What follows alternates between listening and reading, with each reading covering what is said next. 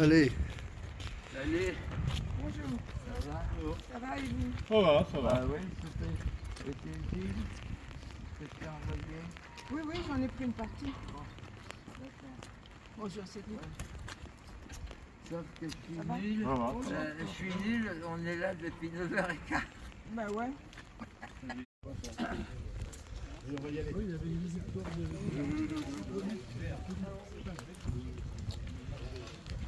Il est beau ton parapluie. Bon. C'est isotoné, c'est comme la marque des pantoufles.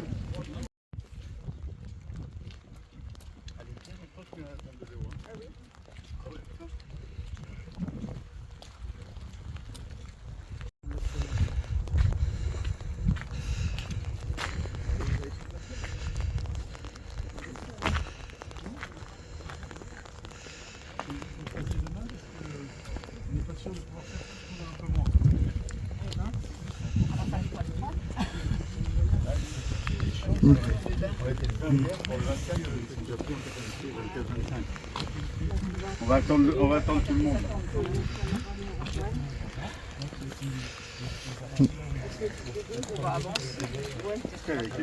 Elle est belle cette tombe. Donc il dit que Basile, c'est celle-là? Sans doute. Oui. C'est celle-là? Je ne sais pas en fait. Il n'avait pas l'air d'être sûr de lui. C'est celle-ci alors. Et je croyais qu'il y avait une colonne brisée. Ah bah c'est peut-être qu'il y avait une colonne là. Armand Basile. Ouais. On ne voit pas. Hein. On voit pas bien. Hein. Il faudra faire venir Alain Leclerc.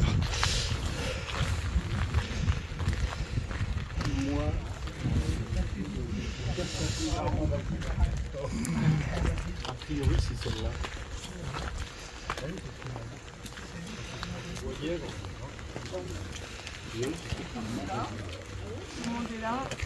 Je vais vous demander de vous approcher parce que c'est pas facile. Donc nous sommes là pour commémorer la mort d'Édouard Vaillant. Nous allons déposer cette gerbe et ensuite on y va.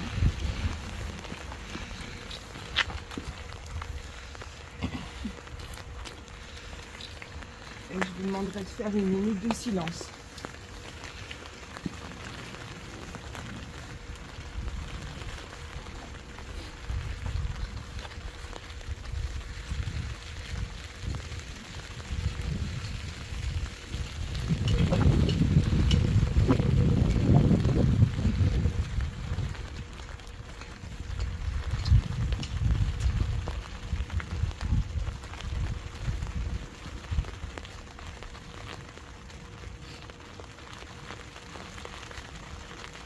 Je vous remercie. Je vais vous dire quelques mots. Je vais essayer de parler assez fort, hein. Je peine un peu. Nous voilà cette année encore réunis devant la tombe d'Édouard Vaillant et comme chaque année, nous prenons un moment pour évoquer combien ces idées et les idéaux de la commune peuvent encore nous éclairer l'actualité. En ces jours où la France fait face à des inégalités toujours plus profondes, où en Europe et dans le monde s'affiche le militarisme le plus dangereux, où partout se répand le racisme, l'impérialisme et pour tout dire la forme la plus violente et brutale du capitalisme à son point le plus haut, face à cette nouvelle étape de notre histoire tissée de jours difficiles, traversée de luttes qui n'aboutissent pas, sans cesse plus durement réprimées, il semble important de réinterroger la signification et la postérité de la commune. Dans les 370 décrets que la commune a publiés en 72 jours, prenons quelques exemples qui illustrent cette idée. La commune commence avec la question des loyers. Elle vote la suspension des poursuites contre les échéances impayées et offre la possibilité de libérer les biens déposés au mont-de-piété. Elle soumet les places de l'administration, de la justice et de l'enseignement à l'élection du suffrage universel des intéressés et bien entendu à la révocation à tout moment de ces mêmes intéressés. Elle confirme dans leurs fonctions les étrangers élus à la commune, car, dit-elle, le drapeau de la commune est celui de la République universelle. Elle plafonne les salaires versés aux employés et membres de la commune. Elle déclare la séparation de l'Église et de l'État. Nous avons fêté il y a peu de temps les 120 ans de la loi dite de la laïcité, de la séparation des églises et des États. On voit donc comment elle était novatrice. Elle supprime toutes les subventions d'État pour des buts religieux. Aujourd'hui, on pourrait revendiquer la suppression des subventions d'État versées pour l'armement. Elle élabore des plans pour la gestion des fabriques par des associations de coopératives d'ouvriers. Elle prépare un projet d'enseignement laïque, populaire et professionnel intégral. Elle interdit le travail de nuit pour les boulangers, ainsi que le cumul des traitements. On pourrait continuer longuement cette énumération, mais je souhaiterais parler des idéaux de la paix de la commune. Édouard Vaillant avec Jean Jaurès sont sur la même position quant à l'attitude à apporter. Le grand espoir des pacifistes avant le grand conflit mondial de 1914 résidait dans la capacité du prolétariat mondial à s'y opposer. Édouard Vaillant disait au congrès de Copenhague en août 1910 et jusqu'au congrès de Paris en juillet 14. Entre tous les moyens à employer pour prévenir et empêcher la guerre, le congrès considère comme particulièrement efficace la grève générale ouvrière, surtout dans les industries qui fournissent à la guerre ses instruments, armes, munitions, transports, ainsi que l'agitation et l'action populaire sous leurs formes les plus actives. Je ferme les guillemets. En même temps, Édouard Vaillant avait déjà popularisé son célèbre cri « Plutôt l'insurrection que la guerre ». Et pourtant, aujourd'hui, quelle est la situation dans le monde ? Les guerres d'agression d'un autre âge, d'une effroyable cruauté, continuent d'ébranler le monde entier. En 2024, la planète a connu le nombre de conflits armés le plus élevé depuis 1947, avec pas moins de 61 conflits répartis dans 36 pays. La liste est longue. À Gaza, les Gazaouis peinent encore à se nourrir, survivent pour la plupart d'entre eux dans des ruines et sous des tentes, sans accès aux services de base. En Ukraine, toujours pas d'issue à la guerre. Le président Poutine s'enferme un peu plus dans sa logique de guerre et de terreur. En septembre, Kiev a connu l'attaque aérienne la plus importante depuis le début de la guerre. Pas moins de 800 drones et missiles ont été envoyés par la Russie. Le Soudan, en proie à des conflits armés depuis presque 3 ans, revient sur le devant de la scène avec notamment la chute de la ville d'El Fasher. Un massacre génocidaire est désormais à craindre. Les combats ont forcé plus de 14 millions de personnes à fuir leur foyer et ont alimenté les épidémies. Parallèlement, 2 régions du Soudan, déjà ravagées par la guerre, subissent une famine qui risque de s'étendre. Encore une fois, le peuple est victime des logiques de puissance et de pillage économique. Le constat est glaçant. Le recours à la force et à la violence n'a jamais été aussi systématique. Un changement de paradigme est nécessaire dans les relations internationales. Il faut sortir des logiques d'affrontement, de compétition entre puissances. La paix ne se limite pas à l'absence de guerre. Elle englobe aussi la justice sociale, le respect des droits humains et la protection de notre environnement commun. Actuellement, le comité Berry des Amis de la Commune de Paris s'emploie à appuyer le collectif Solidarité Kanaki 18. La libération du Kanak emprisonné Guillaume Vama a été un heureux épisode que nous soutenons et nous soutenons son projet pacifiste. Reprenons cette réflexion d'une artiste communeuse berrichonne, Eugénie Dubreuil, Dommage en ce qui concerne l'apport de Louise Michel que notre République n'ait pas, comme elle, eu un regard décolonisé sur les indépendantistes de Nouvelle-Calédonie qui refusent d'entériner la confiscation de leurs terres et s'opposent au projet de destin commun. À l'instar d'Alexandre Dumas fils, du poète Théophile Gautier et de beaucoup d'autres écrivains ou écrivaines, ils n'ont vu dans la Commune de Paris que monstruosité bestiale. J'ouvre les parenthèses, les guillemets. Les cages ouvertes où s'élancent les hyènes et des gorilles de la commune. C'est ce qui a permis de légitimer les horreurs de la semaine sanglante.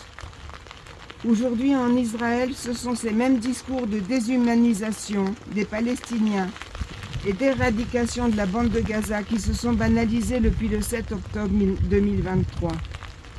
Les propos génocidaires proférés par les plus hautes autorités de l'État ont fait tache d'huile au sein de la majorité et prospèrent désormais sur les plateaux de télévision et dans les think tanks.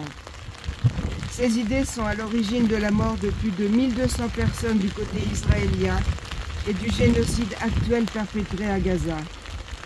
Gageons, et c'est l'objet de notre rassemblement aujourd'hui, que la pensée d'Édouard Vaillant et les idées de la commune résonnent et résonneront encore longtemps pour un avenir plus lumineux pour notre humanité. Je vous remercie.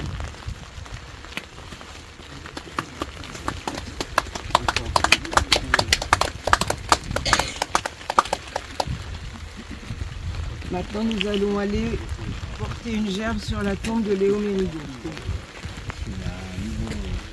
C'est un niveau d'arrivée.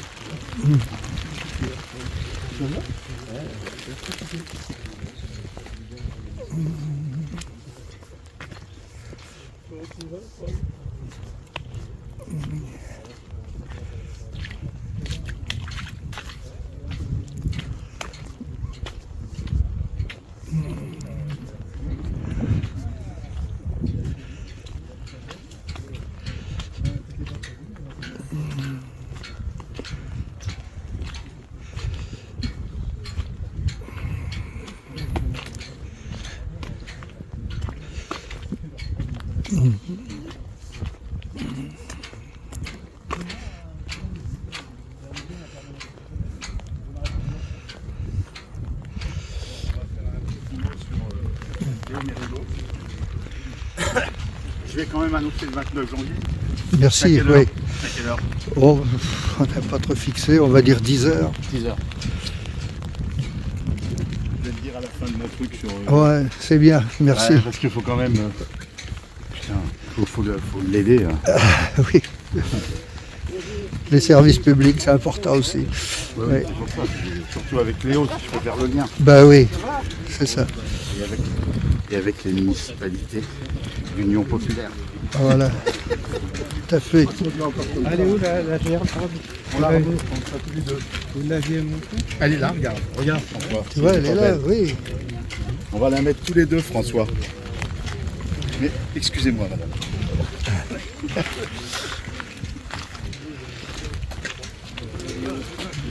On y va ?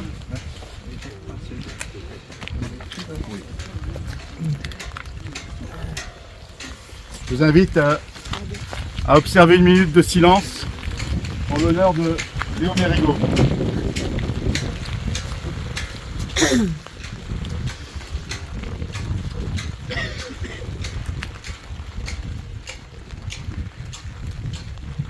Chers amis et camarades, comme chaque année en cette fin d'année, nous honorons la mémoire de Léo Mérigo, disparu le 20 décembre 1982, il y a donc 43 ans hier exactement. Léo Mérigo qui fut ce personnage éclectique, iconoclaste, à la fois libre penseur, président du comité local de libération de Vierzon, maire de Vierzon, devenant communiste pour être maire de Vierzon, et qui est celui qui a su rassembler en un moment difficile, en 1959, toute la gauche pour redonner à Vierzon une municipalité d'union populaire et ouvrière, et qui a permis le gain d'un certain nombre de choses pour la ville, dans un moment très difficile où la Société française de machinisme agricole et industriel venait de fermer, où un certain nombre d'entreprises étaient en difficulté. Je pense à la porcelaine et à la verrerie. Et Léo Mérigot a fait partie de cette équipe, a mené cette équipe pour permettre le redémarrage de Vierzon. Léo Mérigot fut aussi celui qui, toute sa vie, a à la fois œuvré comme chirurgien-chef de l'hôpital de Vierzon directement pour aider les plus faibles, mais aussi qui a permis la mise en place de centres de soins, du dispensaire, mais aussi de cet hôpital très important, évidemment, qui porte son nom aujourd'hui, mais aussi à Lannou. Et Léo Mérigot a fait en sorte que le service public soit ici ce qui appartenait à ceux qui n'avaient rien. Et je pense à toutes ces choses qui ont pu être faites. La première médiathèque digne de ce nom du département, la première déchetterie, à un moment où on ne parlait pas d'environnement, un certain nombre d'équipements extrêmement importants dans la ville. Et je le dis parce que la filiation entre des personnages illustres, nationaux, comme Édouard Vaillant, dont on vient de parler, et Léo Mérigot, doit se faire justement sur cette question aussi de soutien aux plus faibles et d'amour du service public.